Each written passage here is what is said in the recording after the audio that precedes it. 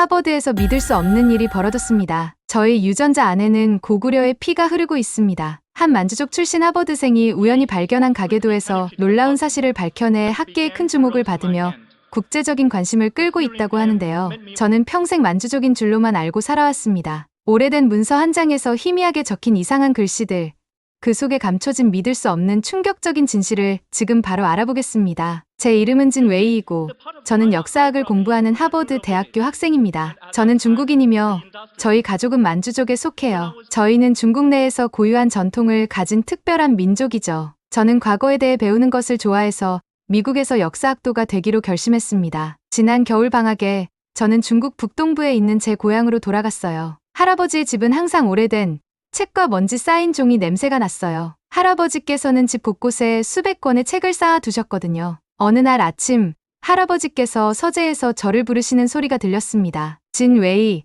좀 도와줄 수 있겠니? 할아버지께서 외치셨어요. 저는 수십 년 동안 모으신 책과 서류로 가득 찬 할아버지의 서재로 걸어 들어갔어요. 할아버지께서는 누렇게 변색된 문서들이 가득한 오래된 나무 상자를 정리하려고 하고 계셨습니다. 내 눈이 예전 같지 않구나. 이 오래된 서류들을 정리하는 것을 좀 도와주렴. 저는 기꺼이 할아버지를 도와드렸습니다. 역사학도로서 저는 오래된 문서를 만질 때마다 흥분하거든요. 먼지 쌓인 서류들을 살펴보던 중 저는 특이한 것을 발견했어요. 중국어와는 다르게 생긴 글씨가 종이에 쓰여진 문서였습니다. 할아버지, 이게 뭐예요? 저는 호기심에 물었어요. 할아버지께서는 안경을 쓰시고 종이를 주의 깊게 살펴보셨습니다. 아, 그건 우리 가게도 문서란다. 오래전에 잃어버렸다고 생각했었지. 바로 그때 저는 특별한 무언가를 느꼈어요. 이건 그냥 오래된 종이가 아니었습니다. 저는 그 문서를 오후 햇살이 들어오는 창가로 가져갔어요. 자세히 살펴보니 바렌 잉크로 쓰여진 중국어 이름들이 줄지어 있었지만 가장자리에는 중국어 글자가 아닌 이상한 기호들이 있다는 것을 알아챘습니다. 할아버지, 가장자리에 있는 이 이상한 표시들은 뭐예요? 중국어 글자 같지 않은데요. 그냥 종이에 있는 오래된 표시일 뿐이야. 신경 쓰지 마렴. 할아버지께서 빠르게 말씀하셨지만 목소리가 달랐어요. 뭔가를 숨기고 계신 것 같았습니다. 저는 이상하게도 그 신비로운 표시들에 이끌렸어요. 역사가로서의 직감이 그것들이 중요하다고 말해주는 것 같았습니다. 할아버지, 이 문서를 하버드로 가져가도 될까요? 제 연구에 도움이 될 것 같아요. 할아버지께서는 오랫동안 망설이시다가 깊은 한숨을 내쉬셨어요. 내가 관심이 있다면 가져가도 좋단다. 하지만 조심히 다루렴. 저는 할아버지의 눈에서 무언가를 보았습니다. 마치 더 말씀하고 싶지만 말을 찾지 못하시는 것 같았어요. 그때는 할아버지께서 그저 오래된 문서가 손상될까 걱정하시는 거라고 생각했습니다. 하버드로 돌아온 후 저는 연구실에서 그 문서를 연구하며 많은 밤을 보냈어요. 특수 현미경을 사용해 희미한 표시들을 더 선명하게 볼 수 있었습니다. 심지어 보통 빛으로는 볼 수 없는 숨겨진 잉크 자국을 찾기 위해 자외선 빛도 사용했어요. 그리고 제가 발견한 것은 저를 완전히 충격에 빠뜨렸습니다. 그 문서에는 고대 만주어로 쓰여진 글씨가 숨겨져 있었어요. 하지만 이것들은 그냥 무작위로 쓰여진 게 아니었습니다. 저희 가족에 관한 놀라운 비밀을 밝혀주는 것이었어요. 이건 단순한 가계도가 아니었습니다. 이것은 수세기 동안 묻혀있던 숨겨진 정체성, 잊혀진 역사에 대한 첫 번째 단서였어요. 하버드의 조용한 실험실에서 저는 그 오래된 가계도를 분석하며 밤낮으로 작업했습니다. 현대적인 장비를 사용해 저는 천천히 잉크 아래 숨겨진 글씨를 드러냈어요. 마치 시간을 거슬러 올라가 여러 세대 동안 숨겨져 있던 비밀을 발견하는 느낌이었습니다. 저희 교수님, 밀러 박사님께서 제가 발견한 것을 보러 오셨어요. 진 웨이, 이건 정말 흥미롭군요.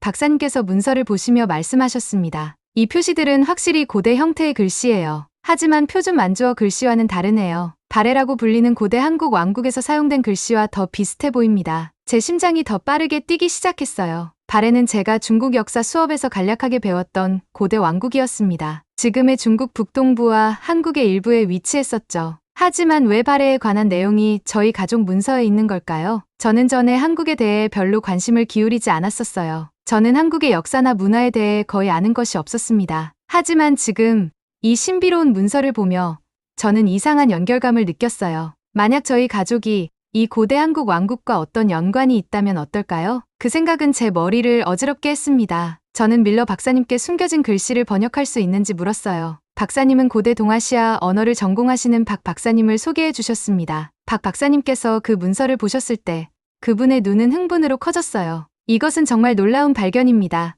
박사님께서 말씀하셨어요. 이 숨겨진 노트에 따르면 당신의 가족은 원래 만주족이 아니에요. 당신의 조상들은 발해 왕국이 멸망했을 때 살아남은 귀족들이었습니다. 그들은 1000년이 넘게 다양한 중국 왕조 아래에서 살면서 자신들의 정체성을 비밀로 유지했던 거예요. 저는 제가 듣고 있는 것을 믿을 수 없었습니다. 제 평생 동안 저는 제가 중국 만주족이라고 믿어왔어요. 이제 갑자기 제 자신에 대해 알고 있던 모든 것이 뒤집히고 있었습니다. 그날 밤 저는 잠을 이룰 수 없었어요. 제 마음은 질문으로 가득했습니다. 저는 정말 누구인가요? 왜 저희 가족은 이 비밀을 그렇게 많은 세대 동안 지켜왔을까요? 다음 날 아침 떨리는 손으로 저는 할아버지께 전화를 걸었습니다. 저희 가족 역사에 대한 진실을 알아야 할 시간이 왔어요. 박 박사님과 저희 가계도에 숨겨진 글씨에 대해 이야기한 후 그날 밤에는 전혀 잠을 이룰 수 없었어요. 제 마음은 너무 많은 질문들로 가득 차 있었습니다. 다음 날 아침 저는 진실을 알아야겠다고 결심했어요. 떨리는 손으로 저는 전화기를 집어들어 중국에 계신 할아버지께 전화를 걸었습니다. 할아버지, 가계도 문서에서 뭔가를 발견했어요. 제 목소리가 떨리고 있었습니다. 거기에 숨겨진 글씨가 있어요. 전화기 너머로 긴 침묵이 이어졌어요. 할아버지의 깊은 숨소리가 들렸습니다. 마침내 할아버지께서 말씀하셨어요. 내가 그것을 발견했구나. 할아버지의 목소리는 피곤해 보였어요. 마치 오랫동안 무거운 짐을 지고 계셨던 것처럼요. 바로 그때 저는 할아버지께서 이 비밀을 계속 알고 계셨다는 것을 깨달았습니다. 할아버지는 전혀 놀라지 않으셨어요. 다음 달에 내가 집에 올 때 모든 것을 말해주마. 할아버지께서 말씀하셨습니다. 이건 전화로 이야기할 일이 아니란다. 저는 그날 바로 중국행 비행기표를 예약했어요. 2주간의 기다림은 마치 몇 년처럼 느껴졌습니다. 저는 수업에 집중할 수 없었어요. 매일 밤 저는 그 고대 문서를 보면서 그것을 쓴 사람들을 상상해 보았습니다. 그들은 누구였을까요? 그들은 어떻게 살았을까요? 그들은 정말 제 조상일까요? 마침내 제 비행기가 중국에 착륙했을 때 제 심장은 빠르게 뛰고 있었어요. 고향의 익숙한 광경과 냄새가 이제는 어쩐지 달라 보였습니다. 이곳이 정말 제가 속한 곳일까요? 할아버지께서는 저희 가족집 마당에서 저를 기다리고 계셨어요. 많은 말씀 없이 저를 서재로 안내하셨습니다. 언제나처럼 오래된 책 냄새가 방을 가득 채우고 있었어요. 하지만 이번에는 예상치 못한 일을 하셨습니다. 할아버지께서는 바닥에 오래된 카펫을 옮기시고 그 아래 나무 판자 중 하나를 들어 올리셨어요. 이 숨겨진 장소에서 작은 나무 상자를 꺼내셨습니다. 이 상자는 내 증조할아버지께서 나에게 주신 거란다. 할아버지의 손이 약간 떨리며 말씀하셨어요. 그리고 이제는 내게 줄 시간이 왔구나. 할아버지께서는 조심스럽게 상자를 여셨습니다. 안에는 오래된 사진들, 손으로 쓴 편지들, 그리고 부적처럼 생긴 작은 펜던트가 있었어요. 물건들을 하나씩 꺼내어 책상 위에 올려놓으셨습니다. 우리 가족은 원래 만주족이 아니란다. 우리는 발해 왕국의 후손이야. 우리의 진짜 성씨는 김이란다. 저는 깊게 숨을 들이마셨어요. 이것은 박 박사님에게서 들었을 때보다 할아버지로부터 듣는 것이 더 충격적이었습니다. 그게 사실이라면 제 진짜 이름은 무엇인가요? 제가 물었어요. 내 한국 이름은 김민호일 거야. 할아버지께서 부드럽게 말씀하셨습니다. 민호는 밝은 보호자란 뜻이란다. 그건 내가 태어나기도 전에 내 증조할아버지께서 너를 위해 선택하신 이름이야. 김민호라는 이름은 낯설지만 어쩐지 맞는 것 같았어요. 마치 한 번도 입어본 적 없는데도 완벽하게 맞는 옷처럼요. 저는 제 안의 깊은 곳에서 무언가가 깨어나는 것을 느꼈습니다. 마치 오랫동안 잠들어 있던 것처럼요. 왜 우리 가족은 이것을 그렇게 오랫동안 숨겨왔나요? 제가 물었어요. 할아버지의 눈은 슬픔으로 가득 찼습니다. 살아남기 위해서란다. 수세기 동안 우리 가족은 진정한 정체성을 숨겨왔어. 특히 중국의 문화대혁명 시기에는 더욱 위험했지. 할아버지께서는 조심스럽게 오래된 흑백 사진을 집어드셨어요. 거기에는 진지한 얼굴과 친절한 눈을 가진 노인이 있었습니다. 이분이 증조할아버지시란다. 문화대혁명 때 홍위병들이 외국 영향을 찾아 우리 집을 수색하러 왔을 때 할아버지의 목소리가 갈라졌습니다. 증조할아버지께서는 우리 가족 기록을 보호하시다가 돌아가셨어. 그들은 증조할아버지께서 우리의 역사를 불태우도록 허락하지 않으셨기 때문에 그분을 때렸단다. 저는 충격을 받아 사진을 응시했어요. 노인의 눈을 바라보니 저는 무언가 익숙한 것을 볼 수 있었습니다. 마치 오래된 거울에 비친 제 자신의 모습을 보는 것 같았어요. 우리는 같은 눈, 같은 정신을 가지고 있었습니다. 그날 이후로 우리는 아이들에게 우리의 진정한 역사에 대해 절대 말하지 않기로 결정했단다. 할아버지께서 계속 말씀하셨어요. 아이들이 실수로 위험한 말을 할까봐 두려웠거든. 하지만 나는 언젠가는 진실이 다시 알려져야 한다고 항상 믿었단다. 할아버지께서 말씀하시는 동안 어린 시절의 기억들이 물밀듯이 돌아왔어요. 학교에서 한족 아이들이 제가 만주족이라며 놀리던 것, 저를 외지인 또는 야만인이라고 부르던 것이 생각났습니다. 선생님들이 우리 가족 이름이 외국적인 소리가 난다고 말하던 것도 기억났어요. 이제 그 모든 경험들은 새로운 의미를 가지게 되었습니다. 왜 지금 저에게 말씀하시는 건가요?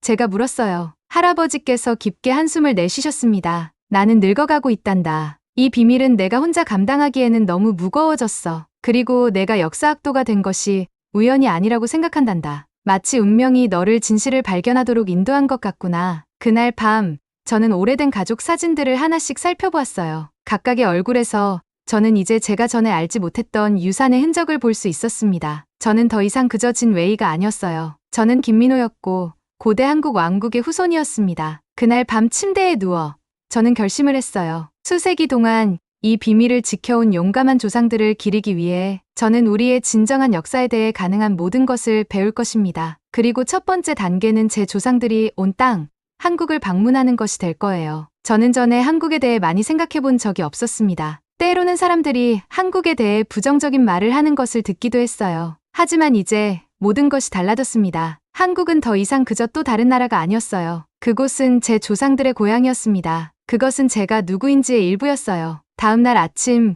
저는 전에 느껴보지 못한 목적의식을 가지고 일어났습니다. 저는 하버드로 돌아가서 제 연구를 계속하고 한국 여행을 계획할 거예요. 저는 언어를 배우고 역사를 공부하고 어쩌면 거기서 먼 친척들도 찾을 수 있을 것입니다. 제 이름은 김민호입니다.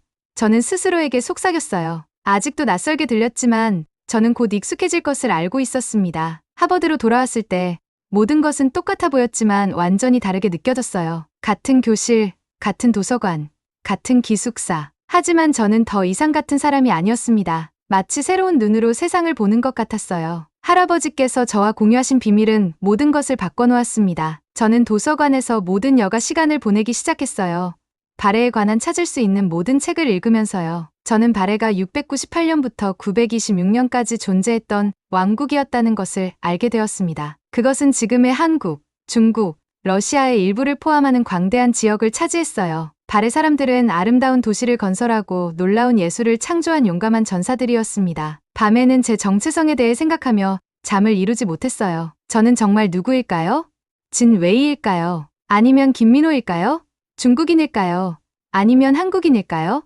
어쩌면 둘 다일지도 모릅니다. 어느 날 아침, 이메일을 확인하다가 흥미로운 메시지를 발견했어요. 한국 서울에서 큰 역사 학회가 열릴 예정이었습니다. 주제는 동아시아의 고대 왕국들이었어요. 교수님께서 저를 연구 조교로 함께 가자고 하셨습니다. 이건 운명임에 틀림없었어요. 제 조상들의 땅을 방문할 수 있는 완벽한 기회였습니다. 떨리는 손으로 저는 이메일에 예라고 답장했어요. 떠나기 전날 밤, 저는 할아버지께 전화를 드렸어요. 학회에 대해, 그리고 제가 얼마나 긴장되는지 말씀드렸습니다. 할아버지께서는 저를 처음으로 민호라고 부르셨어요. 그 이름은 낯설지만 어쩐지 맞는 것 같았습니다. 마치 그것이 계속 저를 기다려왔던 것처럼요. 기억하거라. 할아버지께서 말씀하셨어요. 내가 어디를 가든, 무엇을 하든, 너는 여전히 너 자신이란다. 할아버지의 말씀은 저에게 용기를 주었습니다. 다음 날 아침, 저는 여행 가방을 쌌어요. 할아버지께서 가족 상자에서 주신 작은 부적을 조심스럽게 넣었습니다. 그것에는 발해 왕국의 상징이 새겨져 있었어요. 저는 가게도 문서도 챙겼습니다. 뉴욕에서 서울까지의 비행은 거의 14시간이나 걸렸어요. 아래의 구름을 창밖으로 바라보며 저는 제 조상들에 대해 생각했습니다. 그들은 산과 강을 건너 한국에서 중국으로 이동하며 살아남기 위해 자신들의 정체성을 숨겼을 거예요. 그들의 여정은 저에게로 이어졌고 이제 저는 모든 것이 시작된 곳으로 돌아가고 있었습니다. 마침내 비행기가 서울의 인천국제공항에 착륙했을 때 제 심장은 너무 빠르게 뛰어 목구멍에서 느껴질 정도였어요. 저는 한국에 와본 적이 없었습니다. 모든 것이 새로웠지만 어쩐지 익숙하기도 했어요. 공항을 걷는 동안 저는 한국어로 쓰여진 표지판들을 보았습니다. 이상한 글자들은 전에는 제게 그저 무작위 낙서처럼 보였지만 이제는 저를 부르는 것 같았어요. 저는 그것들을 읽을 수는 없었지만 언젠가는 읽을 수 있을 것 같은 느낌이 들었습니다. 서울이라는 도시는 놀라웠어요. 호텔 창문에서 저는 곡선 지붕이 있는 아름다운 전통 한국 건물들 바로 옆에 있는 높고 현대적인 마천루들을 볼 수 있었습니다. 마치 과거와 현재가 나란히 살고 있는 것 같았어요. 학회 첫날, 저는 무척 긴장한 채로 큰 회의장에 들어갔습니다. 전 세계에서 온 역사학자들이 있었지만 대부분은 한국인이었어요. 저는 마치 제 비밀이 제 얼굴에 써 있는 것처럼 모든 사람들이 어떻게든 저를 보는 것만으로 제가 한국인의 피를 가졌다는 것을 알 수 있을 것 같은 느낌이 들었습니다. 한국인 교수님이 저에게 다가오셨어요. 그분은 자신을 서울대학교의 박 교수라고 소개하셨습니다. 제가 제 이름이 진웨이라고 말했을 때 저는 스스로를 김민호라고 말할 뻔했어요. 그 이름은 제 혀끝에 있었지만 저는 아직 준비가 되어 있지 않았습니다. 박 교수님은 제 연구에 대해 물으셨고 저는 제가 발견한 고대 문서에 대해 말씀드렸어요. 저는 그것이 제 가계도라고 말씀드리지 않고 그저 흥미로운 역사적 문서라고만 말했습니다. 제가 발해를 언급했을 때 그의 눈은 흥분으로 빛났어요. 발해는 한국 역사에 매우 중요합니다. 그가 말씀하셨어요. 많은 사람들이 그것에 대해 많이 알지 못하는데 그 기록들이 대부분 파괴되었기 때문이죠. 어떤 새로운 문서든 매우 가치가 있습니다. 저는 그것을 몰랐었어요. 중국에서 우리는 학교에서 발해에 대해 거의 아무것도 배우지 않았습니다. 언급되었을 때도 그저 잠시 존재했던 작은 왕국으로만 설명되었어요. 저는 그것이 한국 역사와 정체성에 얼마나 중요한지 전혀 알지 못했습니다. 그날 박 교수님은 저를 다른 한국인 역사학자들에게 소개해 주셨어요. 그들은 모두 너무 친절하고 역사에 대해 열정적이었습니다. 그들은 저를 점심 식사에 초대했고 저는 처음으로 진짜 한국 음식을 먹어볼 수 있었어요. 음식은 놀라웠습니다. 맵고 풍미가 있고 어쩐지 익숙했어요. 그들 중 한 분이 이 특별한 요리는 한국의 일부 지역에서 보존되어 온 전통적인 발해 요리법이라고 설명해 주셨습니다. 그 말을 듣고 저는 소름이 돋았어요. 제 가족은 정체성의 비밀뿐만 아니라 심지어 우리의 음식 전통까지도 수세기 동안 지켜왔던 것입니다. 그날 밤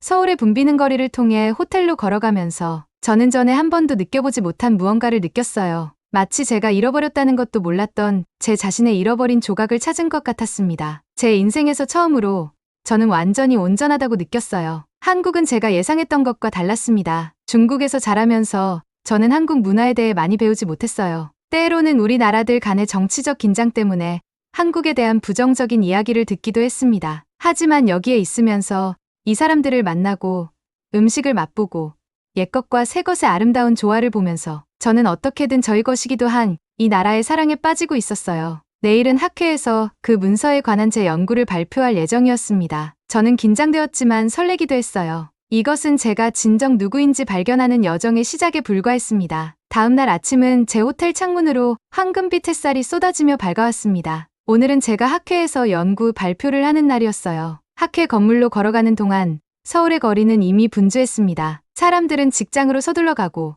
깔끔한 교복을 입은 아이들은 학교로 향했으며 노점상들은 제 입맛을 다시게 하는 맛있는 냄새를 풍기는 음식 카트를 설치하고 있었어요. 모든 것이 동시에 낯설면서도 친숙했습니다. 제 차례가 되어 발표할 때 저는 깊은 숨을 들이쉬고 방 앞으로 걸어갔어요. 수백 개의 눈동자가 저를 지켜보고 있었습니다. 저는 발해 왕국에 관한 정보를 드러내는 숨겨진 글씨가 있는 고대 문서를 어떻게 발견했는지 설명했어요. 그것이 제 가계도라고는 말하지 않았습니다. 저는 아직 그것을 공유할 준비가 되어 있지 않았어요. 하지만 저는 신비로운 기호들의 이미지를 보여주고 그것들이 무엇을 의미하는지 설명했습니다. 제가 말하는 동안 방은 완전히 조용했어요. 제가 끝마쳤을 때 놀라운 일이 일어났습니다. 모두가 일어나서 박수를 쳤어요. 저는 그런 것을 본 적이 없었습니다. 한국인 교수님들이 흥분으로 빛나는 눈으로 저에게 다가왔어요. 그들은 제 발견이 그들의 역사를 이해하는 데 있어 믿을 수 없이 중요하다고 말씀하셨습니다. 박 교수님은 그날 밤 저를 다른 역사학자들과 함께 특별한 저녁 식사에 초대하셨어요. 우리는 좁은 골목에 숨겨진 작은 식당으로 갔습니다. 외관은 화려해 보이지 않았지만 박 교수님은 이곳이 서울에서 가장 정통적인 전통 음식을 제공한다고 말씀하셨어요. 음식이 나왔을 때 저는 제 눈을 거의 믿을 수 없었습니다. 제 할머니께서 설날에 만들어 주시던 것과 똑같이 생긴 찌개가 있었어요. 냄새, 색깔, 심지어 담겨있는 뚝배기까지 모든 것이 같았습니다. 저는 한 숟가락을 떠서 맛보았고 그 맛은 저를 어린 시절로 되돌려보냈어요. 제가 멈출 수 있기도 전에 눈물이 제 눈을 가득 채웠습니다. 박 교수님이 그것을 눈치채시고 무슨 일이 있는지 물으셨어요. 그때 저는 더 이상 참을 수 없었습니다. 말들이 마치 댐을 뚫고 나오는 물처럼 쏟아져 나왔어요. 저는 모든 것을 말씀드렸습니다. 제 가계도에서 숨겨진 글씨를 발견한 것에 대해, 할아버지의 계시에 대해, 발해 왕국의 후손이라는 것에 대해, 저는 제 한국 이름이 김민호일 것이라고 말씀드렸어요. 잠시 동안 침묵이 흘렀습니다. 그리고 박 교수님이 손을 뻗어 제 어깨에 올려놓으셨어요. 그분의 눈도 눈물로 젖어 있었습니다. 그분은 저를 중국인이나 외국인으로 보지 않으셨어요. 그분은 저를 마침내 집으로 돌아온 오랫동안 잃어버렸던 한국인 형제로 보셨습니다. 다른 역사학자들도 똑같이 환영해 주셨어요. 그들은 제 가족에 대해 어떻게 우리가 수세기 동안 비밀리에 정체성을 보존해 왔는지에 대해 물으셨습니다. 그들은 저를 마치 오랫동안 잃어버렸다가 마침내 찾은 소중한 사람처럼 대해주셨어요. 다음 날 박 교수님은 저를 국립중앙박물관으로 데려가셨습니다. 발해의 왕국에 관한 특별 전시회가 있었어요. 그곳을 걷는 것은 마치 제 자신의 과거를 걷는 것 같았습니다. 도자기 디자인, 옛 옷의 무늬, 보석들. 저는 제 가족이 간직해온 물건들에서 너무나 많은 것들을 알아보았어요. 한 전시 케이스에는 할아버지께서 저에게 주신 부적과 거의 똑같이 생긴 작은 펜던트가 있었습니다. 제 손은 주머니에 손을 넣어 우리 가족의 부적을 꺼내 비교해보려 할 때 떨렸어요. 박 교수님의 눈이 놀라움으로 커졌습니다. 박물관 큐레이터가 불려왔고 그녀는 제 부적이 확실히 발해 시대의 것으로 귀족 가문만이 착용했던 종류라고 확인해 주었습니다. 그날 밤 저는 한강 옆 벤치에 앉아 물에 반사되는 도시 불빛을 바라보았어요. 저는 제 인생이 예상했던 것과 얼마나 다르게 펼쳐졌는지에 대해 생각했습니다. 불과 몇 주 전만 해도 저는 진 웨이, 하버드 대학의 중국 만주족 학생이었어요. 이제 저는 또한 김민호, 조상의 고향으로 돌아온 발해 귀족의 후손이기도 했습니다. 중국에서 자라면서 저는 한국에 대해 거의 배우지 못했어요. 한국이 언급될 때는 주로 정치적 불화나 역사적 갈등에 관한 것이었습니다. 하지만 이곳에 있으면서 그러한 제한된 시각이 얼마나 잘못되었는지 알게 되었어요. 한국은 친절한 사람들과 어쩐지 저에게 집처럼 느껴지는 놀라운 문화를 가진 아름다운 나라였습니다. 서울에서의 마지막 날, 한국인 역사학자들은 저를 위한 작별 만찬을 열어주셨어요. 박 교수님은 제 명예를 위해 건배를 제안하셨습니다. 그분은 제 발견이 단지 역사적 기록에 중요한 것이 아니라 어떻게 역사가 기록이 파괴되었을 때도 우리의 피와 기억 속에 살아남는지를 보여준다고 말씀하셨어요. 저는 너무 감정적이어서 제대로 된 연설을 할 수 없었습니다. 저는 그저 그들의 환대에 얼마나 감사한지 말할 수 있었을 뿐이에요. 제 인생에서 처음으로 저는 제가 누구인지에 대해 완전히 받아들여진다고 느꼈습니다. 중국에서는 만주족으로서 항상 약간 다르게 느껴왔어요. 하버드에서는 항상 중국인 학생으로 보였습니다. 하지만 이곳 한국에서 저는 진정으로 속할 수 있는 곳을 찾았어요. 다음 날 인천공항에서 비행기가 이륙할 때 저는 아래에서 점점 작아지는 아름다운 한반도를 내려다보았습니다. 저는 한국을 뒤로 떠나는 것이 아니었어요. 저는 그것의 일부를 제 심장에 담아 가고 있었습니다. 그리고 저는 곧 돌아올 것임을 알았어요. 하버드로 돌아와서 저는 더 많은 연구에 몰두했습니다. 이제 저에게는 사명이 있었어요. 저는 제 한국인 혈통에 대한 과학적 증거를 찾고 싶었습니다. 저는 유전학과로 가서 DNA 검사에 대해 물었어요. 집단 유전학 전문가인 윌리엄스 교수님은 제 이야기에 매료되어 도와주기로 동의하셨습니다. DNA 검사를 받는 것은 간단했어요. 그저 작은 타액 샘플만 필요했습니다. 하지만 결과를 기다리는 것은 제가 지금까지 해본 가장 힘든 일이었어요. 만약 검사 결과에 한국인 조상이 나타나지 않는다면 어떨까요? 만약 우리 가족 이야기가 그저 신화에 불과하다면? 만약 그 문서가 가짜라면?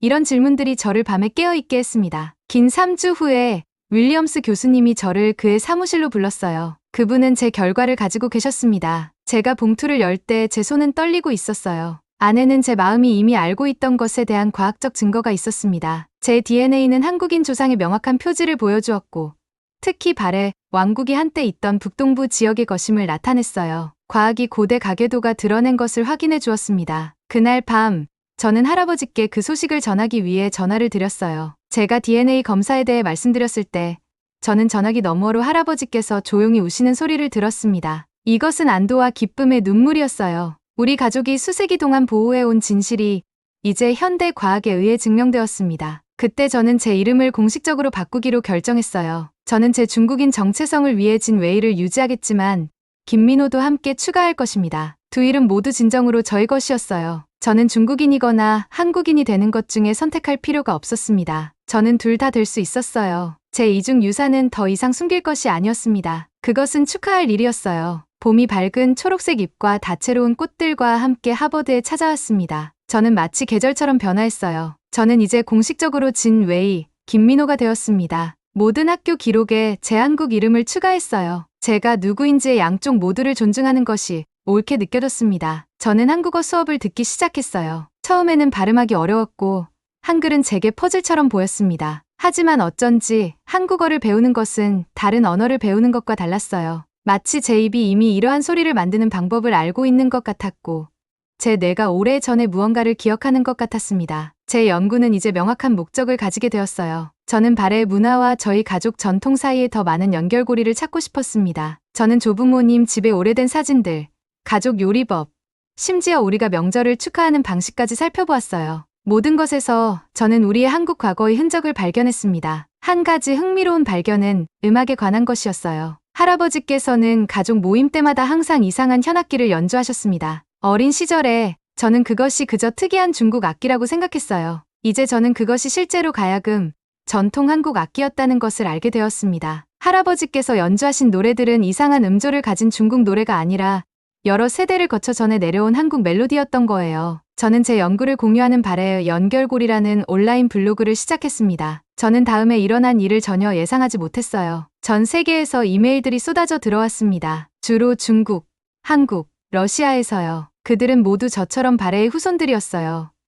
일부는 자신들의 유산에 대해 알고 있었지만 많은 이들은 단지 가족 내의 소문이나 설명할 수 없는 이상한 전통만을 가지고 있었습니다. 제 블로그는 그들이 자신의 정체성에 대한 점들을 연결하는 데 도움을 주었어요. 한국의 한 대학교가 저희 발견에 대한 특별 강연을 해달라고 저를 초청했습니다. 저는 긴장되었지만 한국으로 돌아가게 되어 설레었어요. 이번에 인천공항에 도착했을 때 그것은 마치 다시 집으로 돌아온 것 같은 느낌이었습니다. 강연장은 사람들로 가득 찼어요. 학생들, 교수님들, 심지어 몇몇 기자들도 제 강연을 들으러 왔습니다. 저는 모든 것을 공유했어요. 어떻게 가계도를 발견했는지, 할아버지께서 제게 무엇을 말씀하셨는지, 그리고 제가 연구를 통해 무엇을 배웠는지에 대해. 제가 말을 마쳤을 때 청중들은 너무 크게 박수쳐서 그 소리가 마치 천둥처럼 방 전체를 가득 채웠습니다. 그 후 아주 연로하신 할머니 한 분이 저에게 다가오셨어요. 할머니의 등은 나이로 인해 구부러져 있었고 손은 떨리셨지만